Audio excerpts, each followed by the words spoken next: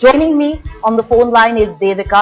She was at CST on 26/11. She was shot at. Let's cut across to her and get a reaction at this point of time. Devika, बहुत धन्यवाद हमसे बात करने का। देविका, 4 साल से ऊपर हो गया है और आज जब तुम उठी और तुमने ये खबर देखी, तुम्हारा पहला रिएक्शन क्या था देविका? मुझे पहले मैंने न्यूज चैनल पे देखा कि कसाब को मतलब वहां से लेके गया, पुणे जेल में आया हुआ है, तो मेरे को तभी मैंने देखा। फिर उसके बाद थोड़ी बाद आया कि कसाब को फांसी दे दिया। मगर फांसी दिया, इसके बाद मुझे बहुत खुशी हुई है। सबसे पहले आया कि कसाब का वो मंत्री ने कुछ तो उसने दिया था, खारिज किया ना उसका पेपर को, तो उस बात पे तो मुझे भी इनकार कर दिया उसका पेपर को। वो बात पे तो मुझे बहुत खुशी हुई और कसाब को फांसी दे दिया।